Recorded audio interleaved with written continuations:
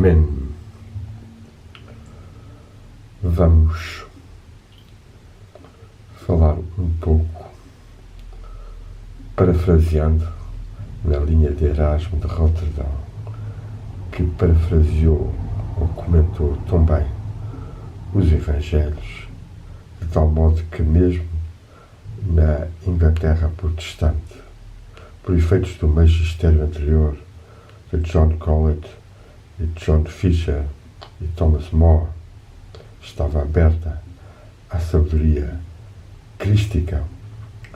Pela Inglaterra protestante posterior, com Cranmer e outros, sendo lido semanalmente, dominicalmente, em muitas paróquias. Hoje em dia, os ensinamentos de Jesus, ainda que não muito compreendidos na sua essência, já que muito cedo a fusão que se fez da sua mensagem considerada o Novo Testamento com o Antigo Testamento acabou por obliterar, por fazer desaparecer a concepção de Deus, do Pai, do Espírito, do caminho espiritual que Jesus transmitiu, pelo que hoje, no século XXI, devemos estar atentos a outros ensinamentos valiosos que foram surgindo, e nomeadamente no século XX. Esse ensinamento a que eu me refiro agora particularmente como valioso é o do mestre alemão Joseph Anton Schneider-Frank, que se tornou conhecido como Bo-in-Ra a partir da altura em que foi iniciado pelo seu mestre na Grécia e recebeu esse nome, que em si mesmo é portador de energias espirituais que lhe são específicas enquanto individualidade única, tal como cada um de nós o é. E aqui vemos já também uma grande oposição entre o ensinamento espiritual de Bo-in-Ra e dos verdadeiros mestres em relação a ensinamentos que negam a individualidade do espírito humano ou negam até a existência do espírito. Algo que tende a afirmar-se nas instâncias europeias e ocidentais políticas, diminuindo a dignidade do ser humano, tão enaltecida na época do Renascimento por grandes mestres como Pico de la Miranda, Marcilio Ficino, Reuchlin, Lefebvre d'Etaples, Giordano Bruno e outros que deixaram obras incomparáveis de beleza, originalidade e sabedoria, e que nós, neste século XXI, submetidos a uma influência deletéria dos média, dos meios de comunicação, demasiado vendidos a interesses obscuros de controlarem a humanidade, as pessoas, massificarem-nas, superficializarem-nas, é necessário então estudarmos estes ensinamentos e praticarmos as vias do caminho espiritual,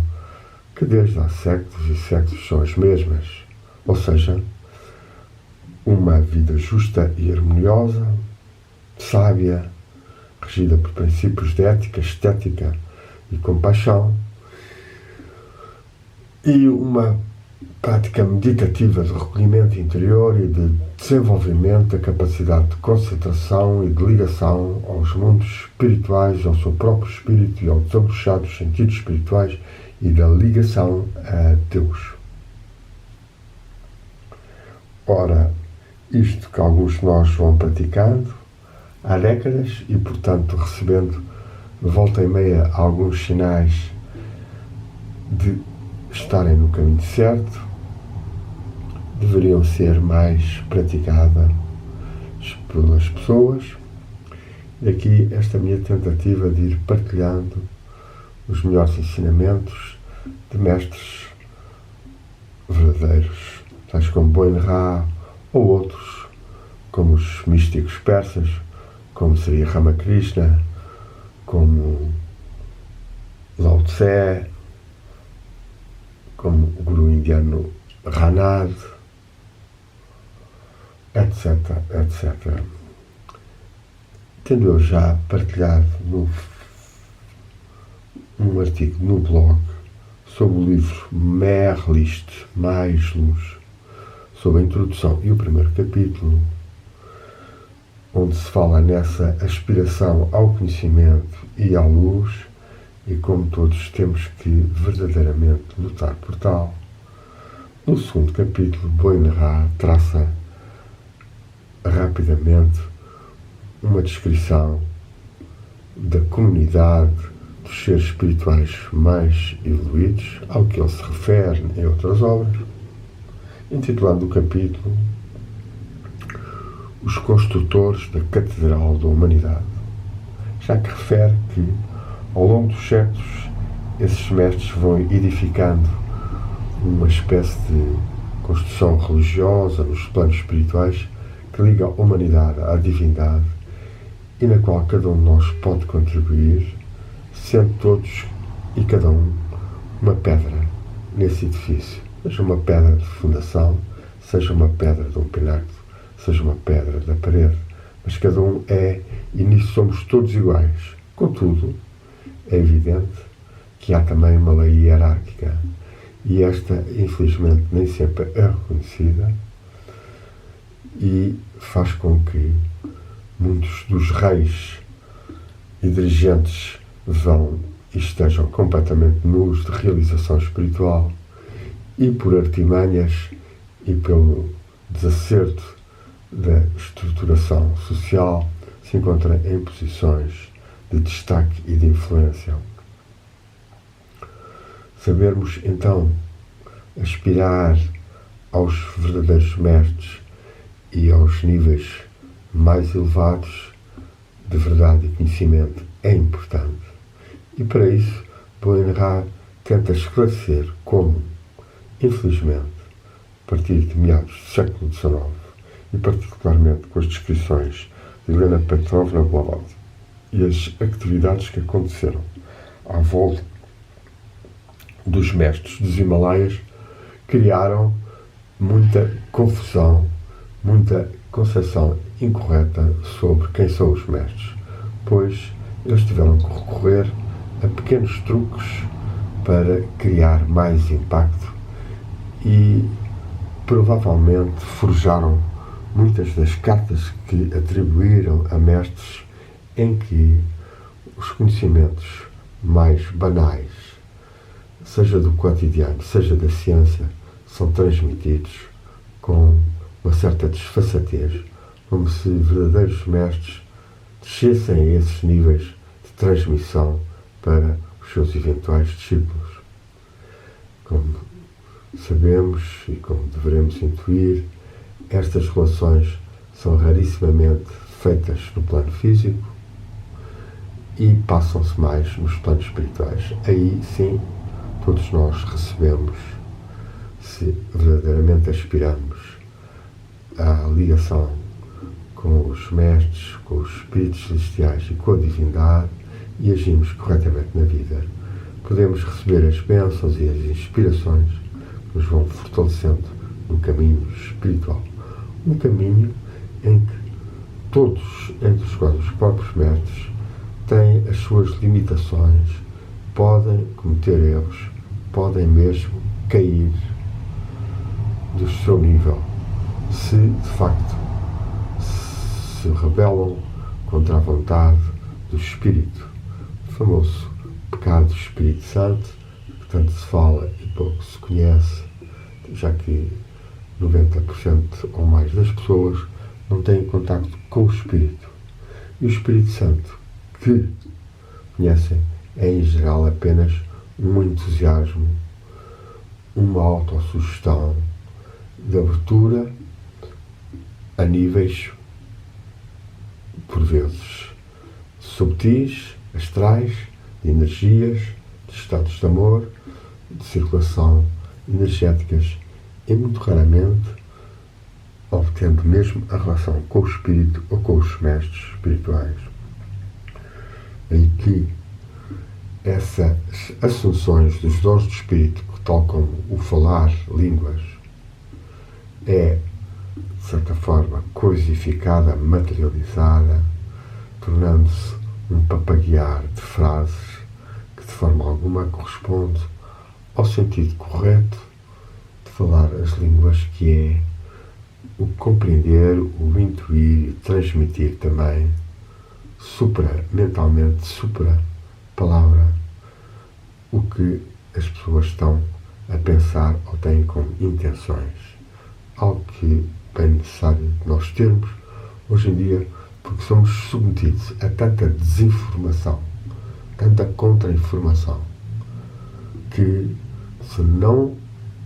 praticamos meditação, se não limpamos os nossos sentidos espirituais e o nosso cérebro até, nós esvaziamos de energia espiritual, ou nós perdemos a bússola da verdade, ou então esvaziamos de energia cerebral e mental, que depois, por vezes, se torna difícil recarregar imediatamente. Há, pois, que ter muita atenção à absorção de energias desequilibradas, que são as que hoje partem da generalidade dos meios de comunicação e noticiários. Não ter televisão é uma medida sanitária fundamental nos nossos dias. Ora, estes métodos que, como dizíamos, podem cair, e temos uma imagem real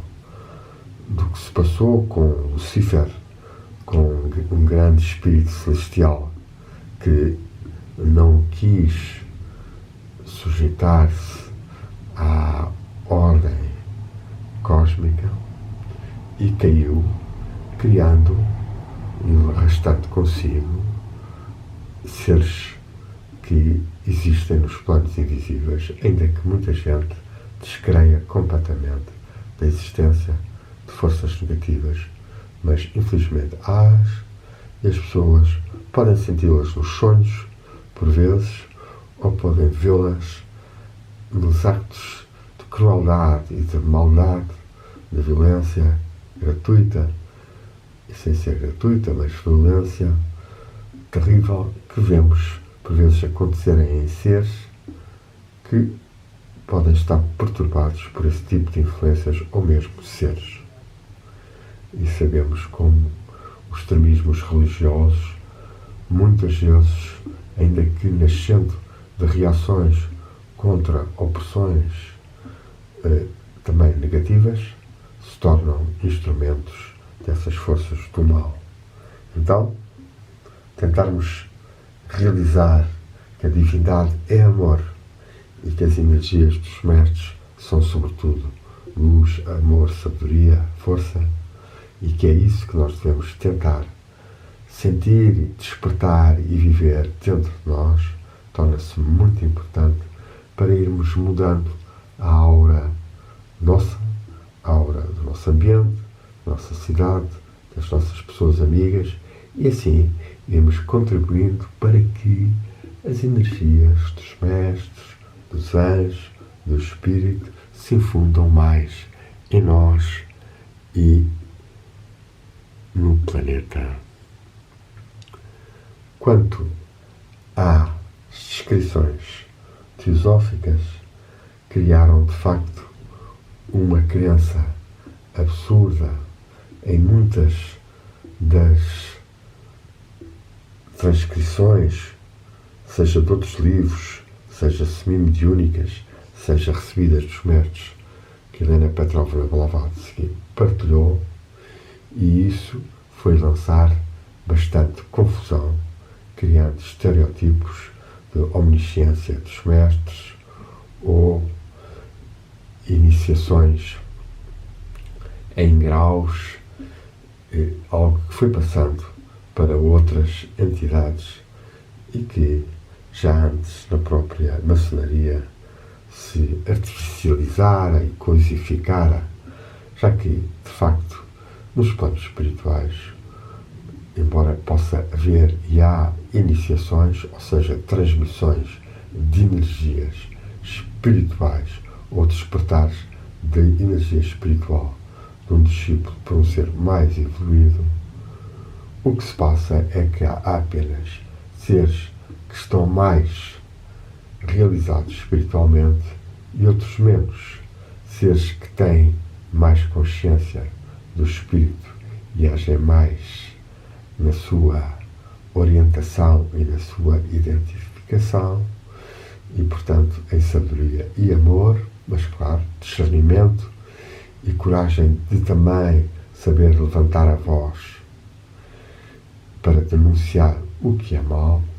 algo bem necessário, porque sabemos como, hoje em dia, as narrativas oficiais dos poderes opressivos do imperialismo anglo-saxónico, dos seus coligados, seja farmacêuticas, seja indústria dos armamentos, seja redes sociais,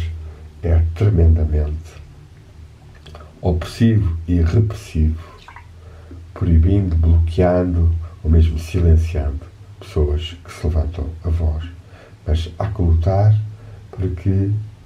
um dia a humanidade possa ter uma classe política bastante melhor e não tão vendida e corrompida como vemos hoje na generalidade dos países ocidentais, e não só, e na tonta da União Europeia, completamente dominada por uma russofobia exagerada e pelos interesses e os ditames norte-americanos e dos seus coligados, a Arábia Saudita, Israel, Austrália, Inglaterra, etc., etc. Sabermos discernir bem a verdade no que ela se pode intuir no comportamento das pessoas e nas atitudes dos governantes e nas medidas é importante para podermos resistir de modo a que a nossa estadia na Terra possa ser mais longa e possa ser mais harmoniosa e mais benéfica e não sermos todos manipulados e oprimidos como subanimais, como uma mistura já de ser humano e de ser artificial e digital. O Ain Rand, neste capítulo, refere ainda como essa tradição da existência dos mestres existira antes destas certas travestimentos filosóficos do século XIX, com Santiago de Alveire, e mesmo alguns outros, como René Guénon, o Rei do Mundo, seguindo muito Santiago de Alveire, mas outros também, já que antes filtrava-se através das lendas e das tradições semi-religiosas, tal como a demanda do Santo Graal, a existência, e isso é bem mais visível no Parzival de von Eschenbach, em que é visível a existência desse centro espiritual no Oriente, que corresponde de facto à existência na zona dos Himalaias de uma montanha e de um nível espiritual mais elevado que devemos sentir e sintonizar e invocar, e por isso não foi também por acaso que se meditava ou se reza virado para o Oriente em várias tradições. Possamos nós, pois, fazer esta demanda espiritual em que contamos com a existência desses seres, mas sem as maluquices, nem as fantasmagorices, nem os exageros com que se pintaram os mestres, nem se adulteraram os seus ensinamentos, como depois se torna visível, sobretudo em Leadbeater, um fantasiador de reencarnações e mais reencarnações de cada ser, e que lançou também muita confusão das pessoas. Esta tarefa é, pois, ingente, é exigente e, para isso, convém-nos ler, dialogar e aspirar e meditar corretamente, tentando consciencializar-nos que somos espíritos, o chamado Atman na tradição indiana, ou Jivatman, o Atman individualizado no Jiva, na vida individual, e que temos que realizar isto, tal como a tradição Dvaita e não Advaita o fez ao longo dos séculos, com mestres como Madhva, ou Ramanuja, ou como, já mais modernamente, os Bhaktis e Jnanis, que foram Sri Ramakrishna Swami Ramalinga, ou ainda mesmo Bhaktivedanta Prabhupada, fundador dos Hare Krishnas, que ainda que depois tenha sectarizado bastante e com o americanismo se tenha superficializado e cindido. Há, pois, que trabalharmos o coração, e nesse sentido o mestre Ranad de Nirnbal é uma tradição bastante importante, pois valoriza sobretudo a adoração à face divina que nós escolhemos, seja Narayana, seja Shiva, seja até Jesus ou Buda,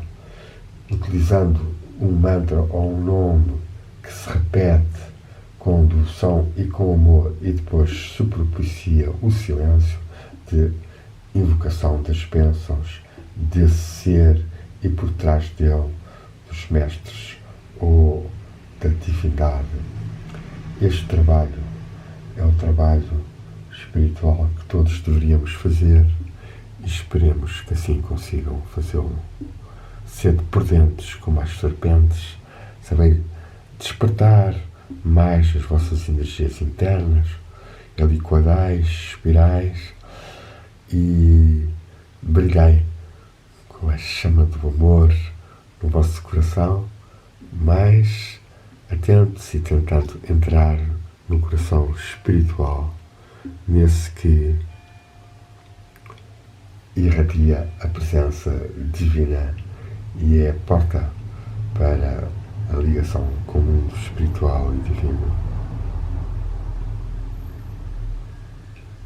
Sicut serpentis. Amen. Amen. Damos graças, luz e amor.